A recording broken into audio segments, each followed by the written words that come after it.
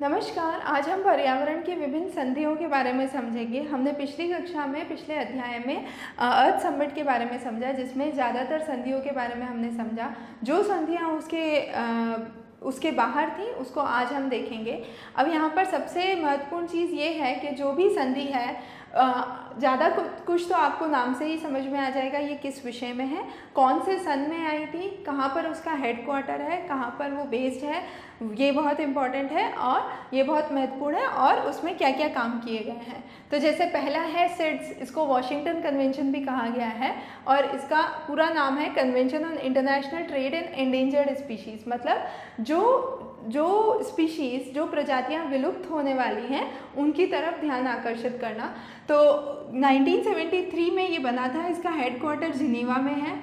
ये एक multilateral treaty है। यहाँ पर आप वैकल्पिक तौर से हिस्सा ले सकते हैं, पर अगर आप हिस्सा लेते हैं तो आप कानूनी तौर पे बाध्य हैं, और अगर आप नहीं हिस्सा लेते हैं तो आप कानूनी तौर पे बाध्य नहीं हैं, पर हिस्सा लेना इस संधि में पूर्णतः वैकल्पिक है। इसका मेन उद्देश्य क्या था? इसका प्रमुख उद्देश्य ये था कि जो भी प्रजातियां विलुप्त होने वाली हैं उनके ऊपर उनका ध्यान रखना। दूसरा है IUCN। जैसा कि हमें पता है, ये वो जातियों के बारे में बताता है जो विलुप्त होने वाली हैं, जो ये विलुप्त हो चुकी हैं। एक्सटिंक्ट, एंडेंजर्ड, वो जो क्लासिफिकेशन हम देखते हैं वो IUCN में आता है। ये 1947 में बना था। इसका हेडक्वार्टर ग्लैंड स्विट्ज़रलैंड में है और इसको UN जनरल असेंबली ने एक ऑब्जर्वर स्टेटस दिया है। ये विभिन्न प्रजातियों के सुरक्षा के बारे में, कंजर्वेशन के बारे में बताता है। अगला है UNEP, United Nation Environment Programme, मतलब पर्यावरण का प्रोग्राम। 1972 में आया था। नैरोबी में इसका हेडक्वार्टर है। नैरोबी केनिया, अफ्रीका में है और ये विभिन्न पर्यावरण की गतिविधियों पर निगाह रखता है। इसके दो प्रमुख हिस्से हैं। पहला है अर्थ वॉच और दूसरा है GEO। जो अर्थ वॉच है वो विश्व के पर्यावरण को देखता है और जो GEO है वो हर कुछ समय में अपनी एक रिपोर्ट भेजता है जिसमें वो ये बताता है कि पूरे विश्व में पर्यावरण की स्थिति कैसी है। अगला है कन्वेंशन ऑन बायोलॉजिकल डाइवर्सिटी। जैसा कि नाम से समझ में आता है, बायोलॉजिकल डाइवर्सिटी, डाइवर्सिटी मतलब विभिन्नता, बायोलॉजिकल मतलब प्रजातियों से रिलेटेड। तो ये पेड़ पौधों की प्रजाति हो सकती है, वनस्पति की प्रजाति हो सकती है, जानवर की प्रजाति हो सकती है। तो वो जो विभिन्नता है उसको बनाए रखना, ये 1993 में आया था और 167 नेशंस इसके हिस्से हैं। अगला है Stockholm convention on persistent organic pollutants, जिनको POP भी कहा जाता है। ये बहुत समय तक पर्यावरण में रहते हैं और ये पर्यावरण को प्रदूषित करते हैं, पर्यावरण के लिए हानिकारक हैं, उनके लिए टॉक्सिक हैं, विषैले हैं। अब बहुत इम्पॉर्टेंट चीज़ समझने की ये है, जो स्टॉकहोम कन्वेंशन था ये POP के लिए आया था। अब आगे ऐसे बहुत सारे कन्वेंशन होंगे, तो कौन सा कन्वेंशन का नाम किस चीज़ से जुड़ा हुआ है वो जानना और वो समझना बहुत ज़रूरी है। अगला है रॉटरडैम कन्वेंशन।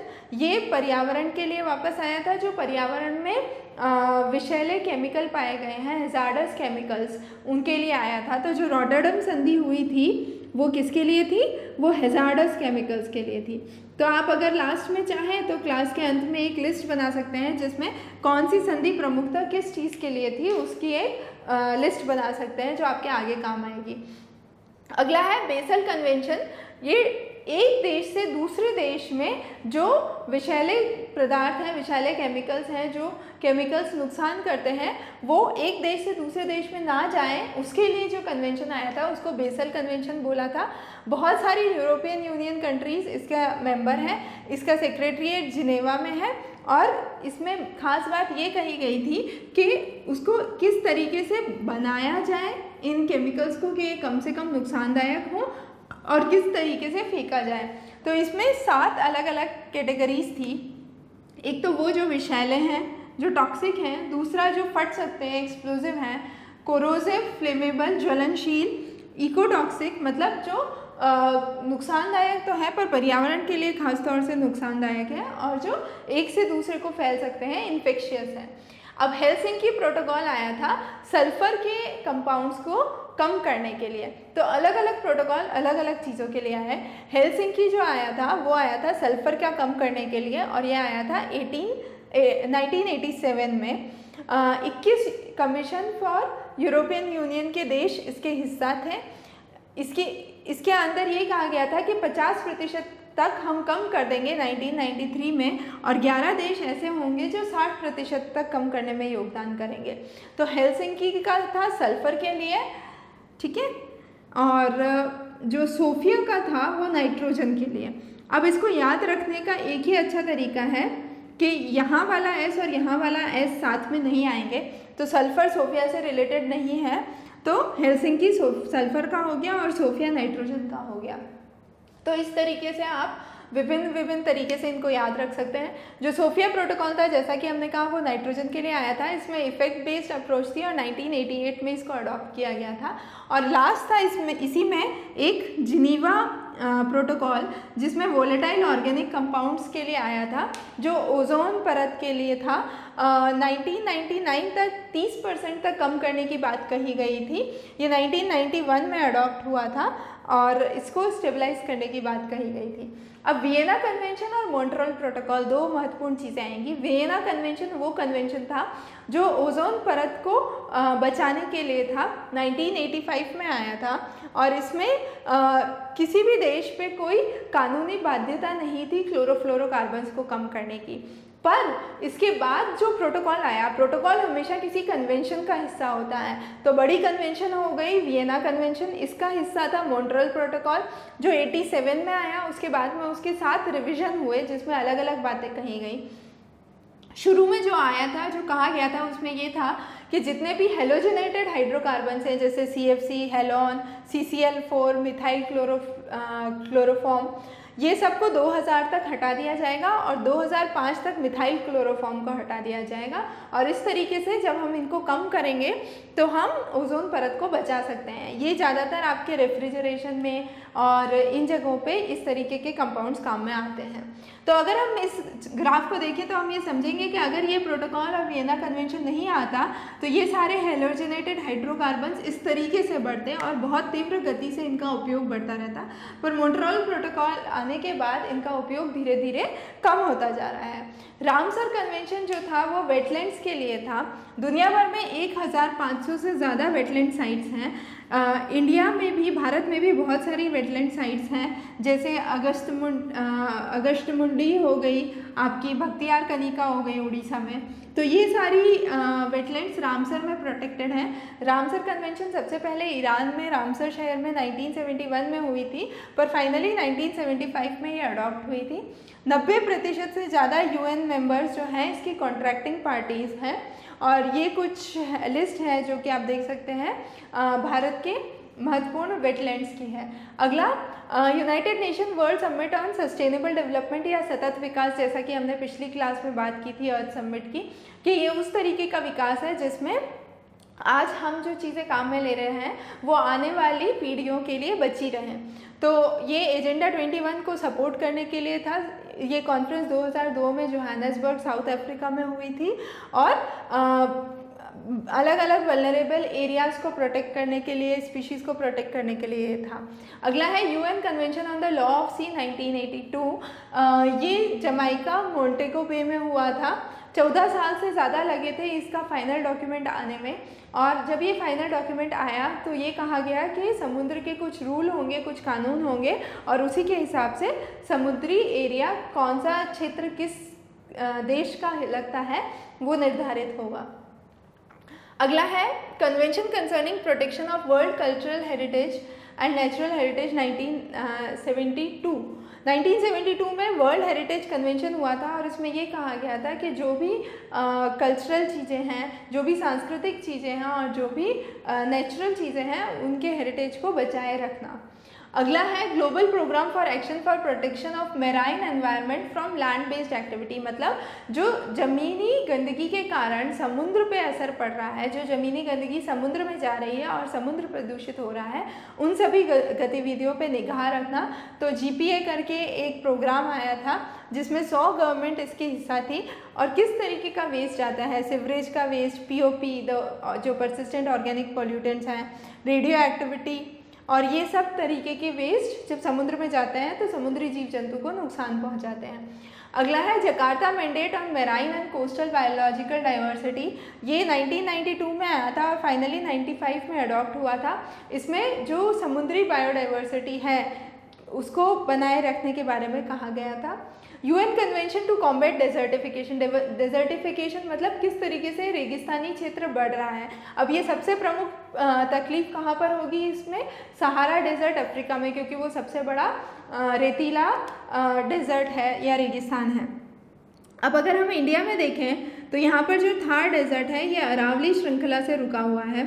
अब क्योंकि अरावली श्रृंखला बहुत ही पुरानी है और समय के साथ इसकी ऊंचाई कम होती जा रही है, उसके साथ साथ इसमें बहुत सारे गैप हैं या रास्ते हैं जहाँ से ये रेत बह के दूसरी तरफ आ सकती है। तो पहले तो अरावली क्षेत्र के पश्चिम में ही थार रेगिस्तान था, पर अब धीरे धीरे पूर्व में भी इसका फैलाव बढ़ता जा रहा है। तो इस तरह की चीज़ों को किस तरीके से रोका जाए, ये यूएन कन्वेंशन टू कॉम्बैट मतलब रोकना में कहा गया था। तो 1994 में ये आया था और 1996 में ये फाइनली अडॉप्ट हुआ था। इसमें दो चीज़ों पे, दो प्रमुख बातों पे फोकस किया गया था। एक था आइडिया ऑफ गुड गवर्नेंस और दूसरा था सतत विकास। अगला है environmental modification convention EN mod. 1997 में आया था और 78 में फाइनली पारित हुआ था। इसमें ये कहा गया था कि मिलिट्री के लिए जो हम एनवायरनमेंट को नुकसान पहुंचाते हैं उस पर निगाह रखना और वो इस तरीके से करना कि वो कम से कम नुकसानदायक हो पर्यावरण के लिए। अगला है born convention on conservation of migratory species of wild birds, wild animals. ये UNEP में आया था, यूनाइटेड नेशंस एनवायरनमेंट प्रोग्राम का हिस्सा था। 79 में साइन हुआ था और 83 में पारित हुआ था। इसमें जितने भी माइग्रेटरी स्पीशीज़ हैं जो एक जगह से उड़ के दूसरी जगह जाती हैं, जैसे साइबेरियन क्रेन हुआ, जब साइबेरिया में ठंड हो जाती है तो वो साइबेरिया से उड़ के भारत देश में आ जाती हैं और गर्मियों के महीने में वापस साइबेरिया चली जाती है। तो इस तरीके का जो मूवमेंट होता है उसको माइग्रेशन कहते हैं। तो माइग्रेटरी बर्ड्स और माइग्रेटरी जानवरों का ध्यान रखने के लिए हुआ था। अगला है convention on agreement on the conservation of cetacean species in the black sea area and the Mediterranean area. तो ये ऊपर का हिस्सा जो आपका है ये यूरोप का है, जो नीचे का हिस्सा है ये अफ्रीका का है। इन दोनों के बीच में जो सागर लगता है वो मेडिटेरेनियन सी है और मेडिटेरेनियन सी के पास में आपका ब्लैक सी है। इन दोनों क्षेत्रों के आसपास की जो बायोडाइवर्सिटी है, जो जीव जंतु हैं, उनको कैसे बचाया जाए उसके लिए ये था। अगला है Asian agreement on transboundary hedge pollution. पर्यावरण प्रदूषण के बारे में कहा गया है। 2002 में ये पारित हुआ था और एशियान के सभी 10 राष्ट्र इसका हिस्सा हैं। अगला है एराहस कन्वेंशन, 98 में आया था। यूरोपियन यूनियन और सेंट्रल एशिया के सारे देश इसका हिस्सा हैं, ज़्यादातर देश इसका हिस्सा हैं। इसमें दो बातें प्रमुख कही गई थी कि पर्यावरण की चीज़ों पे किस तरह से फाइनल डिसीजन लाया जाए और जस्टिस लाया जाए। तो ये दो प्रमुख चीज़ें थी। बायोफिन प्रोजेक्ट, जैसा कि नाम से मिल रहा है, बायोलॉजिकल और फाइनेंस। तो वित्तीय स्थिति क्या है जिससे हम बायोलॉजिकल या पर्यावरण की चीज़ों को सपोर्ट कर सकें। 2012 में ये इनिशिएटिव आया था, UNDP ने लॉन्च किया था और इसमें ग्लोबल पार्टनरशिप बनाई गई थी। इसका प्रमुख उद्देश्य ये था कि जो 20 HE टारगेट्स हैं जो हमने अर्थ समिट में पढ़े, उनको फाइनेंस करना, उन तक पैसा पहुंचाना। और भारत में इस तरीके के 4 बायोलॉजिकल हॉट स्पॉट्स हैं जो कि Himalaya, Indo Burma region, Western Ghats और सुंडालैंड हैं। उन तक ये इसका फ़ायदा पहुंचना चाहिए और Bharat national biodiversity action plan का भी हिस्सा है। अगला है नैरोबी डिक्लेरेशन जो 82 में आया था।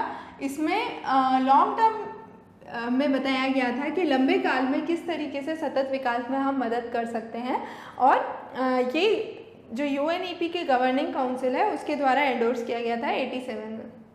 अगला है ग्लोबल एनवायरमेंटल फैसिलिटी जो 91 तक वर्ल्ड बैंक का हिस्सा था। उसके बाद वो वर्ल्ड बैंक से अलग होकर अपना इंडिपेंडेंट एक अलग बॉडी बन गई। 94 तक ये trustee of GEF trust fund का हिस्सा था और ये अलग अलग पर्यावरण के मुद्दों पर चर्चा करता था। इसकी 4 कन्वेंशंस तो हम समझ चुके हैं, बायोलॉजिकल डाइवर्सिटी, क्लाइमेट चेंज जो कि हमने अर्थ समिट में देखा था, किस तरीके से रेगिस्तान बढ़ने को रोका जा सके, और पीओपी जो परसिस्टेंट ऑर्गेनिक पॉल्यूटेंट्स हैं, प्रदूषक हैं, उनको किस तरीके से कम किया जाए। जो आखिरी था मिनीमाटा कन्वेंशन ऑन मरकरी, वो जापान में साइन हुआ था 2013 में, और इसमें 140 देश इसके हिस्सा थे, और मुख्यतः मरकरी के कंपाउंड्स को रोकने के लिए था। अब अगला है ग्रीन क्लाइमेट फंड। ये भी UNFCCC का हिस्सा था, United nation framework for convention of climate change, या पर्यावरण में किस तरीके से बदलाव हो रहा है उसको देखने के लिए जो बनाया गया था। वर्ल्ड बैंक इसका टेम्परेरी ट्रस्टी था, और इसका हेडक्वार्टर इंचॉन साउथ कोरिया में है। इसी के साथ हमारी ये अध्याय समाप्त होता है। आपके जो भी सुझाव हों वो आप कमेंट बॉक्स में अवश्य लिखें। हम आगे और कक्षाएं करेंगे हिंदी में। धन्यवाद।